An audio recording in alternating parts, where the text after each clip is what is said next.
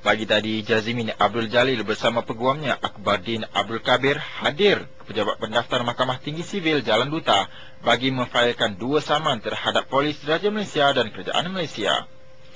Menurut Jazimin, tindakan ini bertujuan untuk membersihkan nama keluarganya yang terpalit kerana dikaitkan dengan hutang ahlong. Jazimin melalui peguamnya memfailkan saman malu berhubung kenyataan fitnah yang didakwanya dari Ketua Polis Selangor, Datuk Khalid Abu Bakar.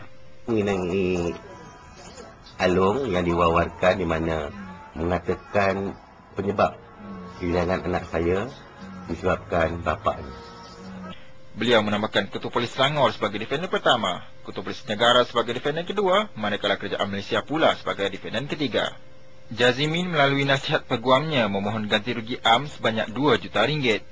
Manakala saman kedua berhubung tuntutan kecuaian penyebaran gambar bedah siasat anaknya, beliau menambahkan Ketua Polis Negara, Ketua Polis Selangor, Ketua Polis Petaling Jaya dan Kerajaan Malaysia sebagai defendant. Dalam tuntutan ini, Jazimin tidak menyatakan jumlah ganti rugi, tetapi memohon ganti rugi am, ganti rugi teladan, ganti rugi melampau, faedah ke atas ganti rugi am sebanyak 400 tahun daripada tarikh memfailan, faedah ke atas jumlah penghakiman sebanyak 800 tahun, kos dan lain-lain relief yang difikirkan wajar oleh mahkamah.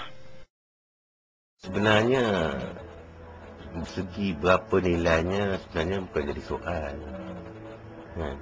Tak menjadi soal, tapi apa yang saya buat ni kerana untuk menuntut keadilan lah. Macam tu, tapi apa yang saya buat ni tidak kena mengenai hal dengan politik. Apa yang saya buat ni untuk nama baik keluarga saya lah.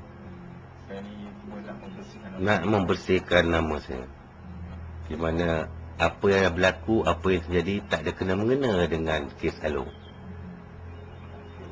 14 Julai lalu, Peguam Jazimin Abdul Jalil menghantar 2 notis guaman kepada polis dan Kerajaan Malaysia berkenaan penyataan fitnah kononnya kehilangan Nurin disebabkan hutang ahlong dan penyebaran gambar bedah siasat anaknya melalui internet.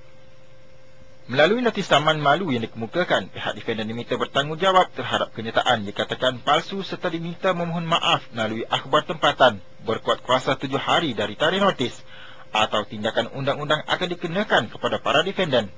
Namun, tiada apa-apa respon diterima dari pihak berkenaan. Pagi tadi juga, Jazimin memohon instruksi menghalang kesemua defendant daripada terus menyebarkan fitnah secara lisan atau bertulis melalui media di samping memohon defendant membuat kenyataan maaf dalam akhbar tempatan untuk menarik balik kenyataan fitnah itu dan tidak akan mengulanginya. Semalam genap setahun kehilangan Nurin Jazlin Jazimin berhampiran rumahnya di Seksyen 1 Wangsa Maju sebelum mayatnya dijumpai 17 September 2007.